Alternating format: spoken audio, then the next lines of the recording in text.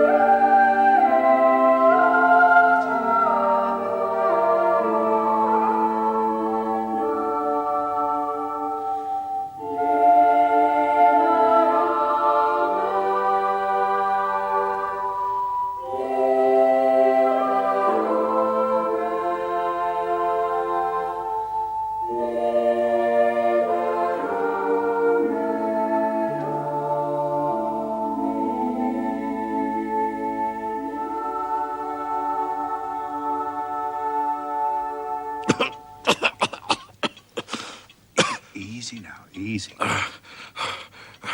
I must apologize. I had been a little overwrought. I'm a doctor, sir, and I must insist that you relax yourself and say nothing until you have eaten. Thank you. If I might have a biscuit and a glass of milk, I have no doubt I should soon be better. Mrs. Hudson is preparing something at this moment. Please forgive this weakness. I really must... Mr. Holmes. At your service. Master of Arts. Doctor of Philosophy. Principal of the Priory School. It is not every day, Dr. Huxtable, that so distinguished a castaway as yourself is beached upon my hearthrug. In speculating what storm had blown you hither, I took the liberty of searching your person. I hope you will forgive me. Yes, of course. Please, sit down. Your watch, unblemished for at least 30 years, suddenly, this morning, scratched. When you thrust those coins unthinkingly into your waistcoat pocket, the stern habit of a lifetime trampled underfoot. A small occurrence, perhaps, but only small, I think, in the way that a vibrating needle may signal an earthquake. The state of your beard demonstrates a considerable disruption to your routine. 3 days ago? Just so. Mr. Holmes, I beg you to accompany me north to Mackleton immediately. A matter of the utmost importance. I regret. Dr. Watson and I are extremely pressed just at the moment. I'm retained in the case of the Ferris documents, and Dr. Watson tells me that he's run off his feet by this recent epidemic of the scarlet fever. And then, of course, the Abergavenny murder coming up for trial. Now, only a very important issue could call us away at the present. Important, sir. Important. I dare say you've heard of the Duke of Holderness. The former cabinet minister? More than that, Watson. The letter's after his name. Ha! Almost half the alphabet. One of the greatest subjects of the crown. Eh, Dr. Huxtable? One of the greatest, and probably one of the wealthiest. He is also, I am proud to say, my neighbour. Holderness Hall, his country seat, is across the valley from the Priory school. The Duke is an intensely solitary man. He abhors the prospect of public scrutiny. But such is his anxiety in this matter, that His Grace is prepared to write a cheque for £5,000 to see the business solved, and another £1,000 to see justice visited upon the villains. That is how important it is.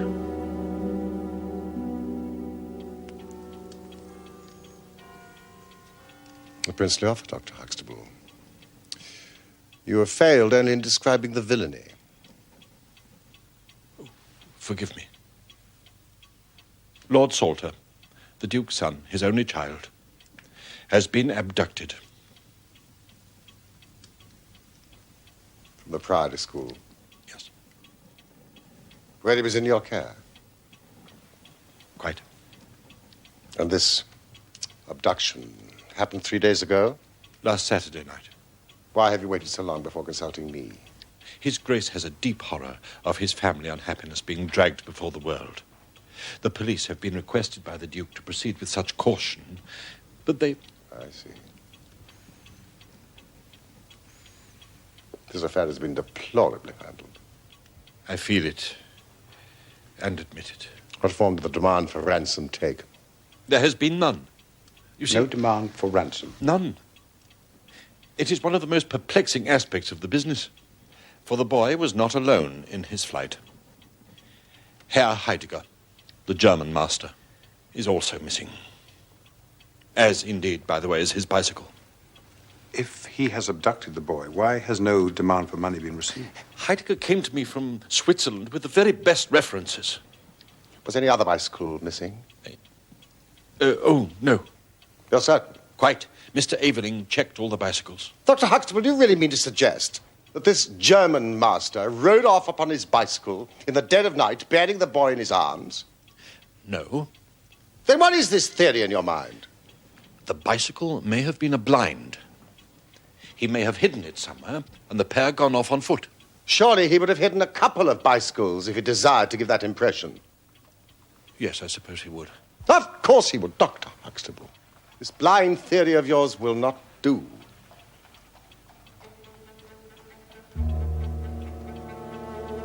However, it is an admirable starting point for an investigation.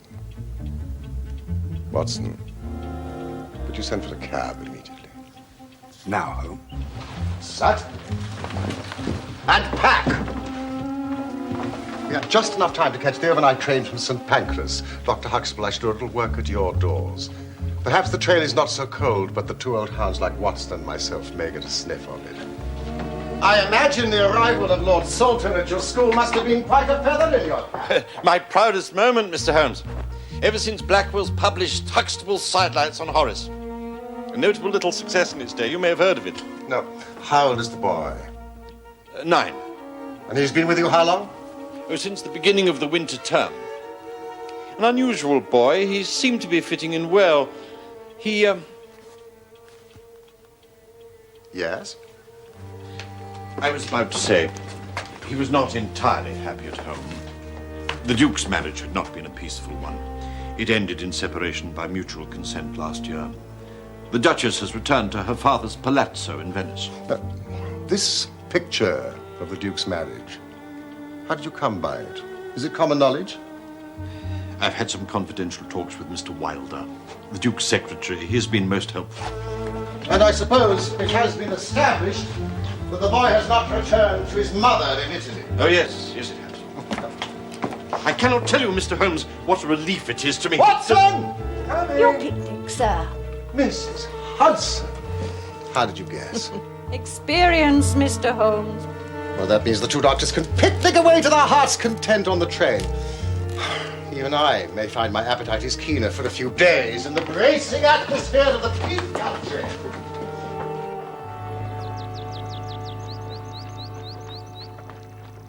think I will do myself no injustice when I say that the Priory School is the most select preparatory school in England. Lord Leverstoke, the Earl of Blackwater, Sir Cathcart Soames, they've all entrusted their sons to me. You can't see Holderness Hall from here, but there's a very fine view from the chapel tower. Servete discipuli. I will begin with the boys' room.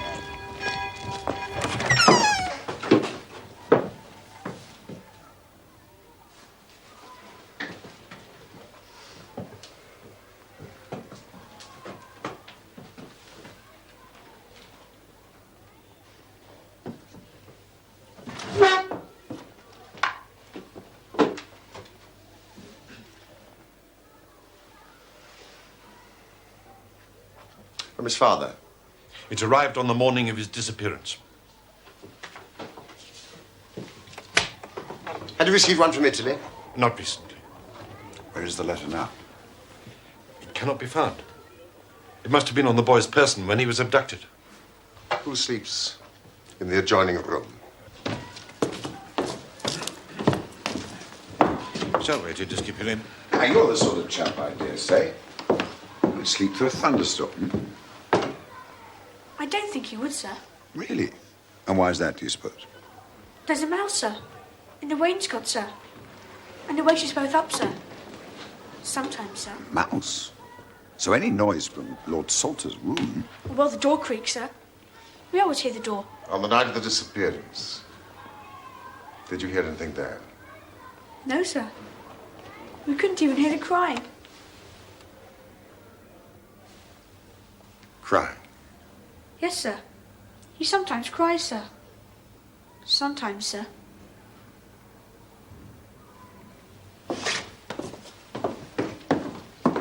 Thank you, boys.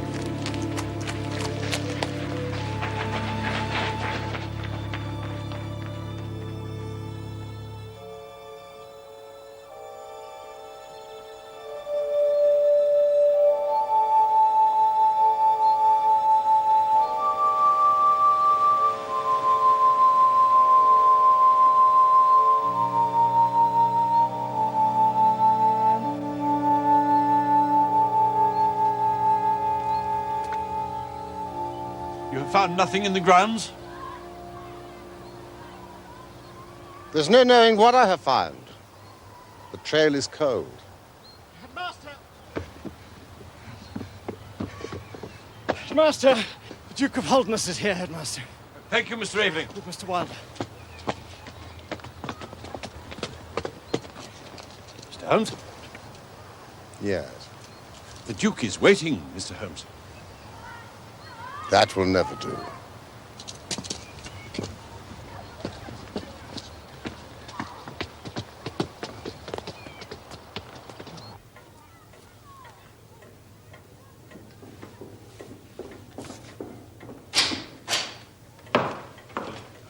Grace?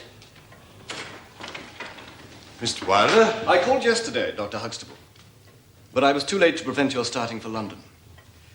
His Grace is surprised, Dr. Huxtable, that you should have invited Mr. Holmes to undertake an investigation without consulting him first. When I learned that the police had failed... It is by no means certain that the police have failed. Oh, but surely, Mr. Wilder... You are well aware, Dr. Huxtable, how anxious His Grace is to avoid all public scandal. He prefers to take as few people as possible into his confidence. I'm sorry, Mr. Wilder. The matter is easily remedied. Mr. Sherlock Holmes can return to London by the morning train. Oh, hardly that. Hardly that. I enjoy your invigorating northern air. I shall spend, at any rate, a few days upon your moors. Who knows, I may at least find Herr Heidegger's bicycle, if nothing else. This is not a trivial matter, Mr. Holmes. I am gratified that you think not, Your Grace. If there was meaning in that remark, Mr. Holmes, I'm afraid it escaped me. Your only child has disappeared. Your hopes, your future, your noble family itself is threatened with dissolution. Your point, sir? I ask your grace, what is modesty to this? To your child's life? What is reputation? But then it might be replied, what is continuance without honor? However, I believe you are largely in the right, Mr. Holmes. If you refer to the constraints I have placed upon the activities of the police, then perhaps I have imposed too much. I have a morbid fear of the public gaze. It would be foolish not to avail ourselves of Mr. Holmes's services, James, now that he is here. Mr. Holmes. Your grace. Perhaps you would like to come and stay with us at Holderness Hall.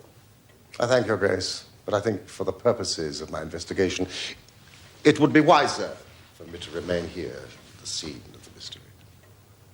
As you wish. Mr. Wilder or myself will be available to provide you with any assistance that you might require. Might I ask whether you have formed any explanation as to the mysterious disappearance of your son? No, sir, I have not.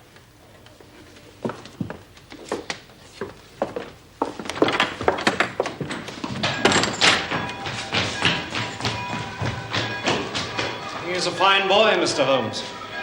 And how long has he been in your class? Since his arrival here. Did he speak much of his family? Not much. It's my belief that he missed his mother. There's something of his father's reticence in him, you understand? The separation between the Duke and the Duchess, did he talk about that? Not really. It's a little mysterious. The boy insisted that they loved each other very much. You don't think that could be whistling in the wind to cheer himself up? No, he's a very realistic child. Ah, but not a very realistic family. My research shows they once provided a member of the Hellfire Club. You wouldn't know, I suppose, what time Herr Heidegger retired to his room on the night of the disappearance. Not really, but quite late. After 11. He was duty roundmaster that night. You're a cyclist, I believe. Yes. Oh, yes.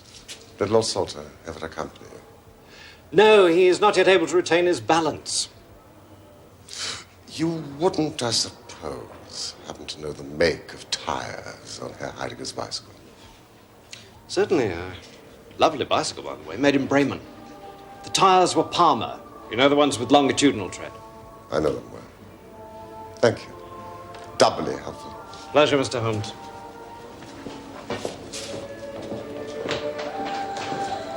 Dinner will be at 8.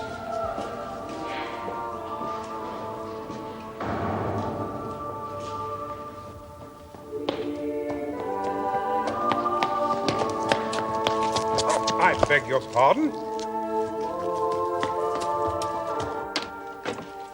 Holmes? This case grows upon me, Watson. There are decidedly points of interest in connection with it. Here, look at this map. There are certain geographical features which may have a good deal to do with our investigation. This dark square is the Priory School. This, the main road, with no side turning for a mile either way. To the north of the school, the land rises slowly. To the south, a large district of arable land with high walls and hedgerows. Impossible territory for a bicycle. What did you discover at Oakbourne? Well, the police had reports from all over the place on a man and a boy seen together. They completed their investigation on the sightings only this morning. With what result? Useless. None bore the slightest resemblance to the boy or the German master. Excellent. This mass of mistaken sightings, Watson, it confirms my suspicion. I don't believe they used the road. That powerful curiosity of quiet places would surely have found them out. I don't think they used the road at all. Yeah, but the bicycle. A good cyclist does not need a road, Watson. The moor is intersected with paths. And remember, the moon was at the full. No, it is to the north that our quest must lie. You have done well, Watson. Dinner soon, you'll be happy to hear. But I do have just one point on which I need to be satisfied. Herr Heidegger's room. 10 minutes. Mr. Holmes has been delving into the origins of the Holderness family. Like many ancient minds, it sprang from a very muddy source. Muddy, Doctor? Well, not to be too delicate about it, they were cattle thieves. A warrior class, ingenious, daring, but the basis of their wealth was running off with other people's cows. Holmes even tells me that the Holderness has furnished one of the madder members of the Hellfire Club.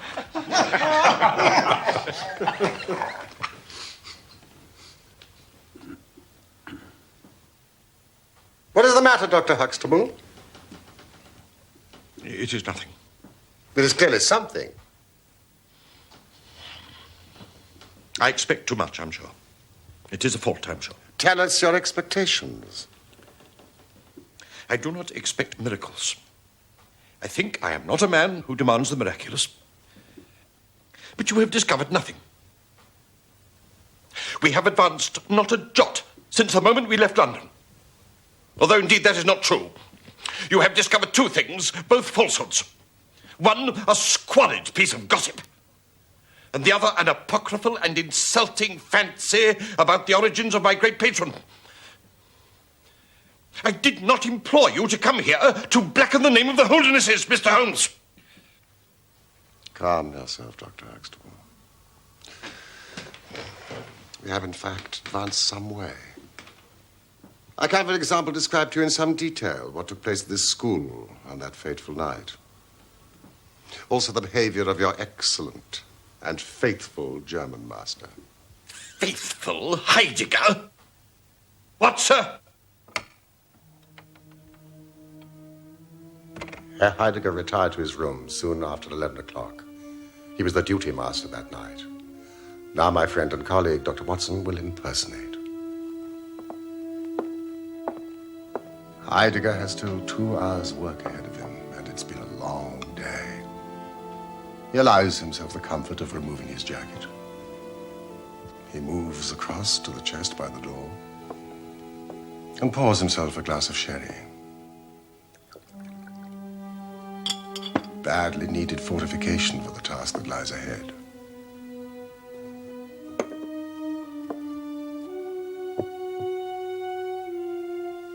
He collects the candle and moves to his desk to correct 22 exercise books, which contain not only grammatical exercises, but also a lengthy composition. You see my point, Dr. Huxtable. It would have been well after midnight if he had done nothing else. When his candle fails him.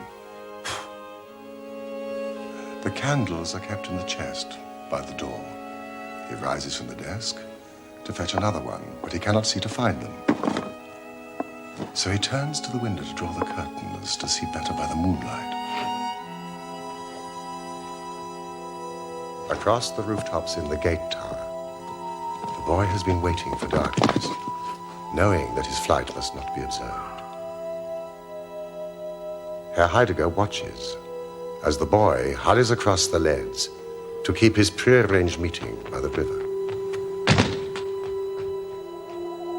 Sensing the enormity of what was taking place, Heidegger runs to the door, knocking over what remains of his glass of sherry as he goes. I see. Thank you. It seems I misjudged him. The wisdom of his choice to pursue the boy is questionable. I believe his fate may be sealed. You alarm me, Mr. Holmes. You mean? I hope not, but if my reasoning is correct, then I do fear for him. And the boy? The key to that, Dr. Huxtable, remains out there. Beyond the Drover's Bridge.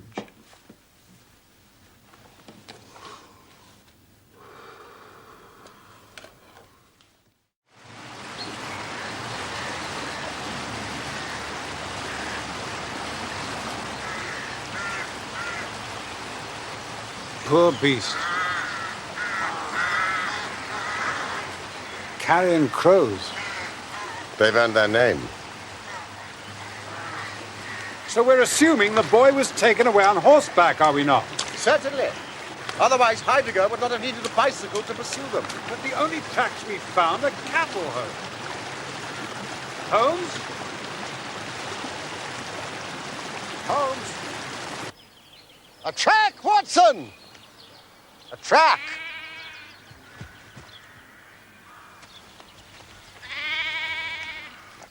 A bicycle? Certainly a bicycle. But not the bicycle. I'm familiar with 42 different impressions left by tires. This is a Dunlop with a patch upon the outer cover. Heidegger's tires were Palmer's. This is not Heidegger's track. Oh. Whose then? Whose indeed? What's... These are Palmer tracks. Heidegger has been this way.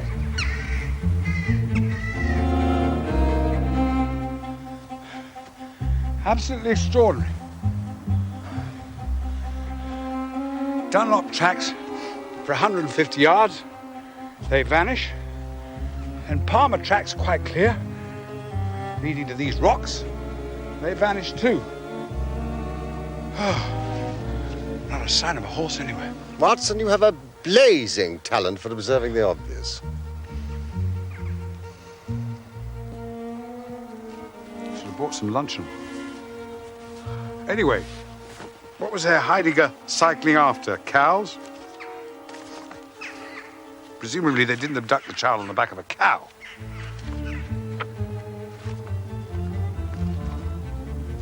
All traces of horses obliterated. And much evidence the two bicycles have vanished into thin air. Impossible. Precisely. It is impossible as we have stated it. Therefore, in some respect, we must have stated it wrong. Ah. There's a hostelry marked on the further edge of the moor.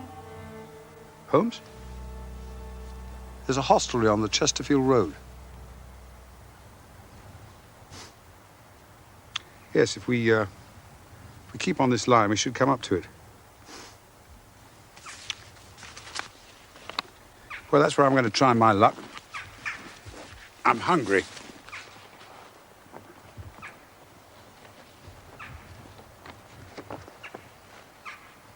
Holmes.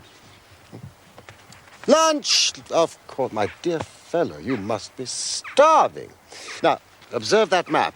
You will see that there is a hostelry about 3 miles in this direction. We'll need some food. We're going to face the Duke of Holderness later.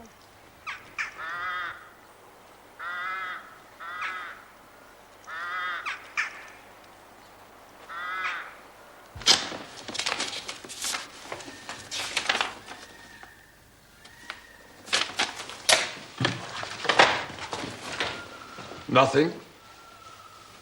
Nothing. I must tell His Grace.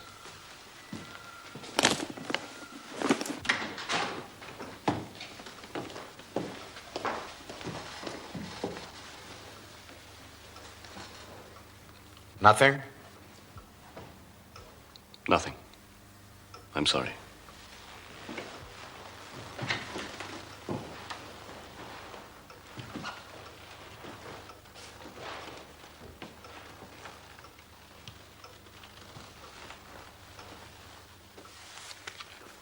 I'm sorry.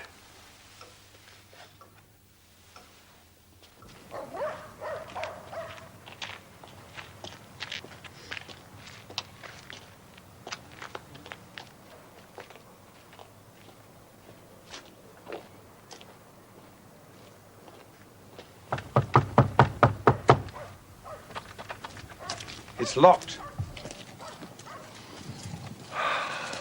Primitive, but forceful, as sporting portraits go.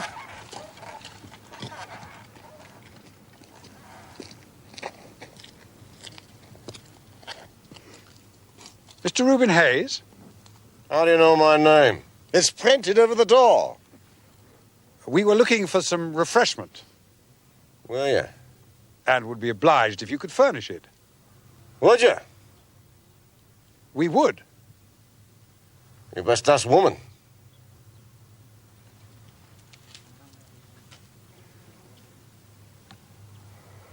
Insufferable lout.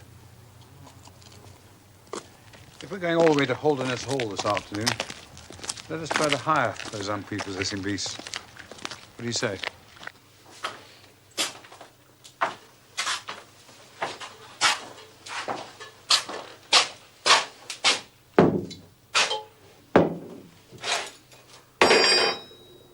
How far are you taking them? Just to the hall and back. You know the way, I dare say. I worked there for 15 years.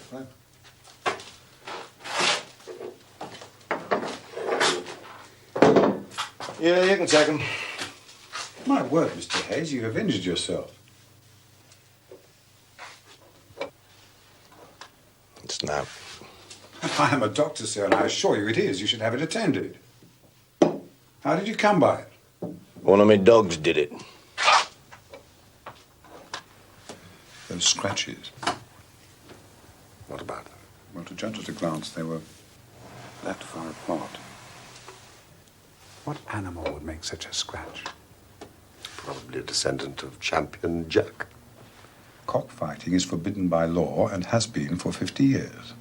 Many things are forbidden by law. What law is there in such places as these? Ah, excellent, Mrs. Hayes. Thank you. What have you cooked for me? White pudding, swedes, and next.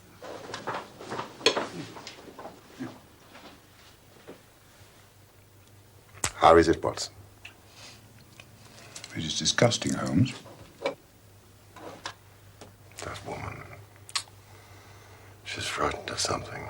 And more than that husband of hers. Deception upon deception. What is it intended to hide? Deception?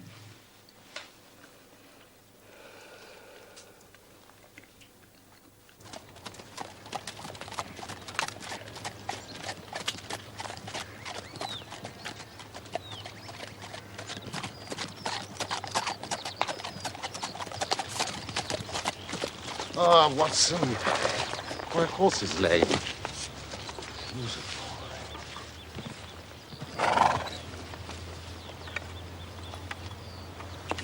That's odd.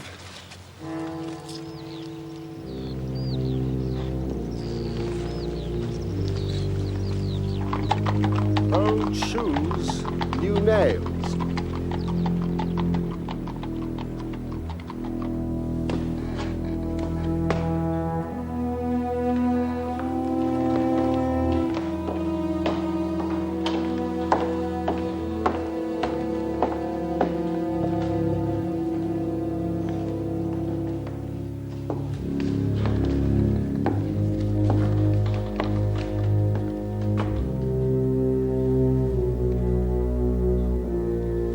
Gentlemen, His Grace will see you now.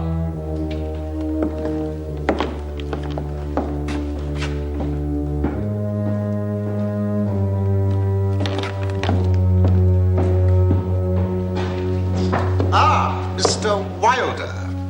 Mr. Holmes, Dr. Watson, welcome to Holderness Hall. His Grace will be joining us shortly. We are placing high hopes on your skills, Mr. Holmes. Do you bring news? There is just one point on which I need to be satisfied. Yes, Mr. Holmes. It concerns the Duke's private correspondence. As His Grace's private secretary, perhaps I can be of some assistance. I believe His Grace wrote to his son upon the day this incident occurred. No, I believe he wrote on the day before. Yes, but he would have received it upon that day. Yes, quite probably. Might there have been anything in that letter which would have prompted the boy to run away? Oh, I hardly think so. Anyway, he would have run here, if anywhere. Or to his mother in Italy. No, sir. Lord Salter would realize the impossibility of achieving such a goal, even if abetted by this German. He is an intelligent and practical child. And yet he cries in his sleep. Did His Grace post the letter himself? His Grace is not in the habit of posting letters.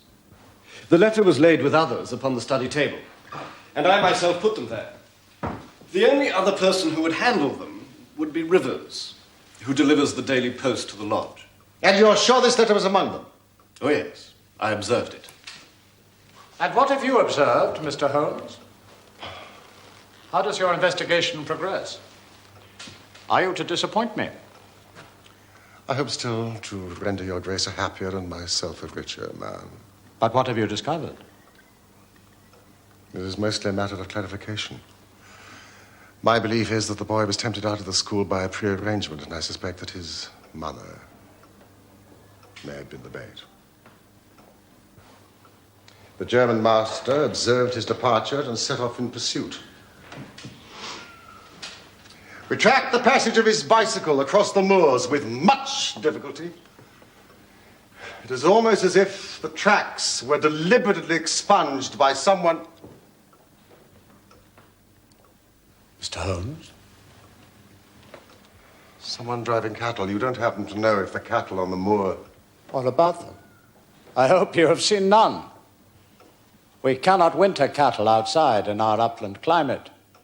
They will not be out of the yard for, at least another 2 weeks. I have been as blind as a beetle. I thank you, Grace. Old shoes and new nails! Old shoes and new nails! Holmes, there's something you should see. It is a remarkable car that trots, canters, and gallops! Did you see those horseshoes? I saw them! The marauding balance of Poltergeist shot their horses with cloven horseshoes to escape detection! Reuben Hayes took advantage of a piece of local history!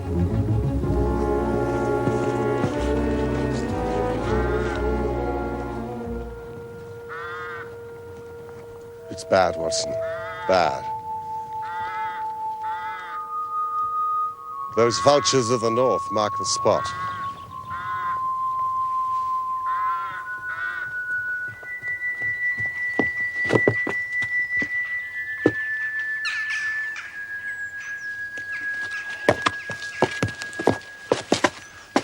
German master.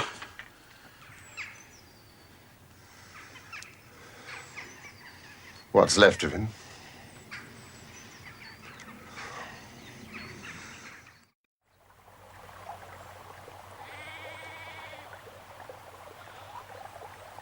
Hello! Hello! Hello!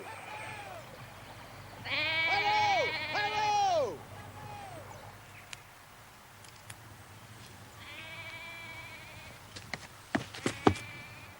Skin and blood. Only a microscope would tell if it's human. A consistent night with the scratches on Hayes' neck. Oh, yes. Cause of death?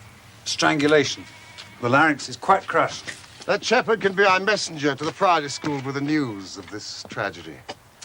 We must proceed on foot, Watson. I was warm at that inn. Warm, as the children say. The trail grows colder every step I take away from it.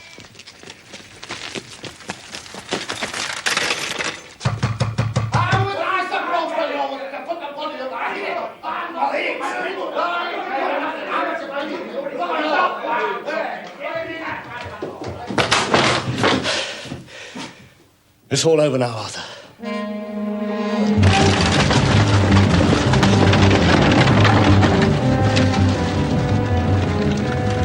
Reuben Hayes. Let's hope we're not too late. A Donald with a patch on the outer cover.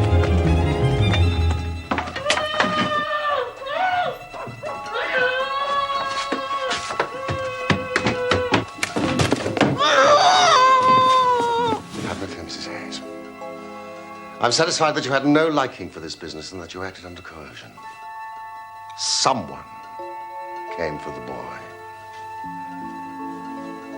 The Duke's secretary, Mr. Wilder.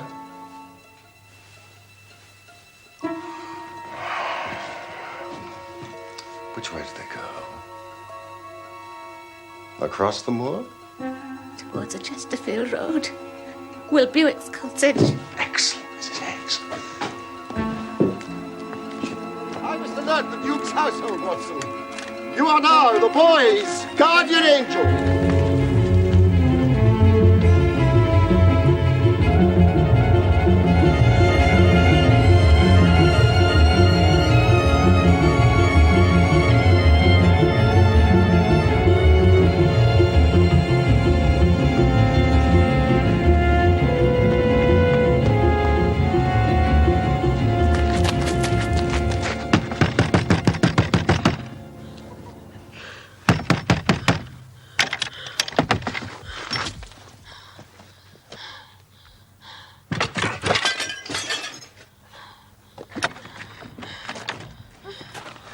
Come on.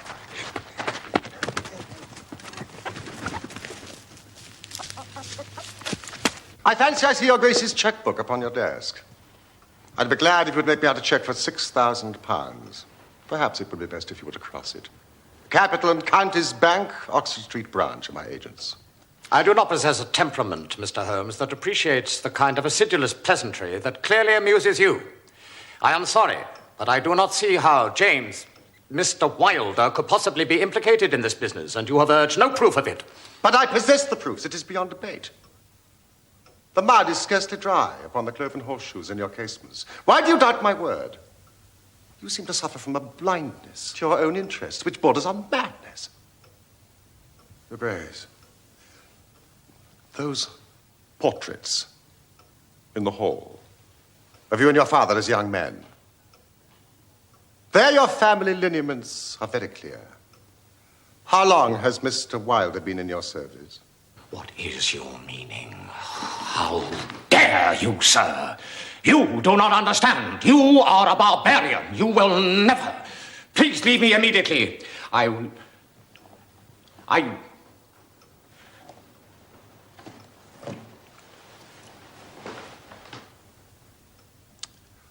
Then it is as I suspected.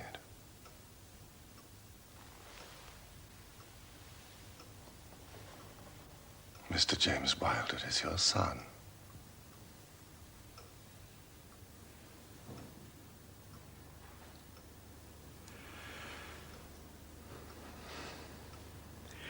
When I was a very young man, Mr. Holmes, I loved with such a love as comes only once in a lifetime. I offered the lady marriage, but she refused it on the grounds that such a match might mar my career. Had she lived, I would certainly never have married anyone else. But she died and left this one child, James, whom for her sake I have tended and cared for. I could not acknowledge paternity to the world, but in all other ways, I have treated him like my son. He has required, but not warranted, a father's forgiveness many times. And I have forgiven. I have forgiven. I have forgiven much. Your Grace, you have done all you can for Mr. Wilder. You must realize that he is lost to you. He's conspired to abduct Lord Salter. He's an accessory to a murder, however unwittingly. He must be found before he's tempted to a crime even more terrible. He must be found before you lose the son that is left to you.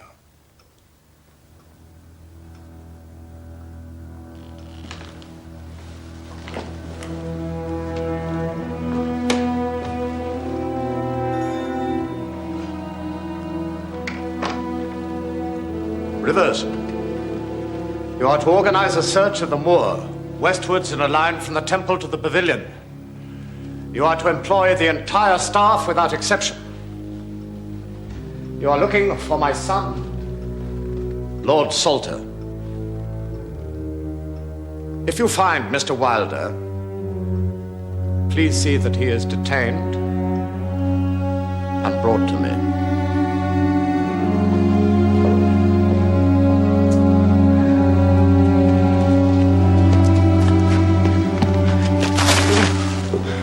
Wilder intercepted your letter and substituted a note which deceived your son into believing that he was to see his mother.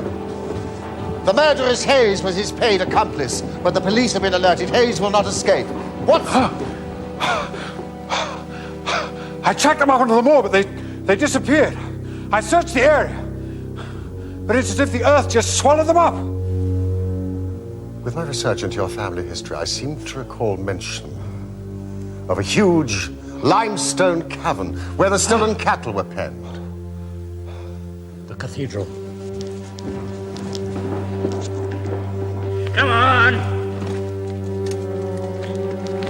Come on!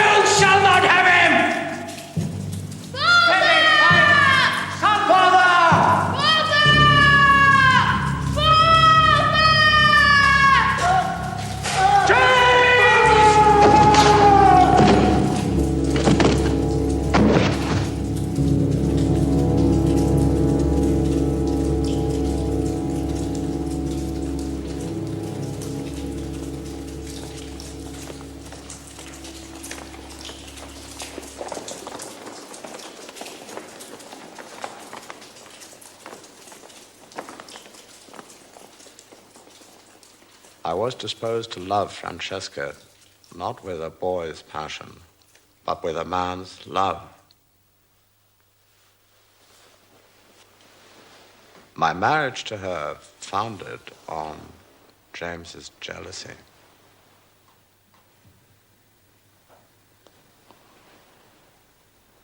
As long as I could see his mother's face and manner in him, James knew he could keep me from the love I owed my wife.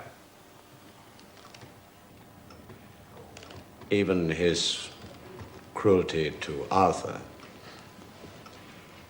I could not send him away even for that. So I sent Arthur away instead.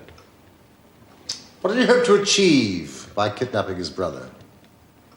Money? Legitimacy? And power. Power over me. He delighted in exercising power over me,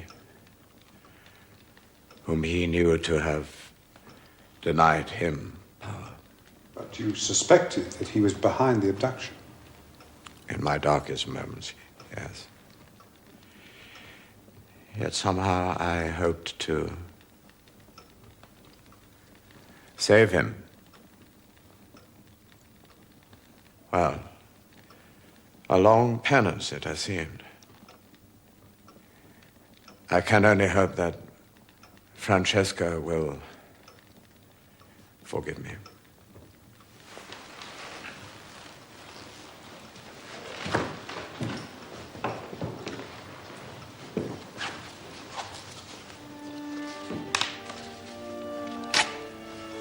Thank you, Mr. Holmes. Your Grace. This is the king's ransom. You have given me back my future.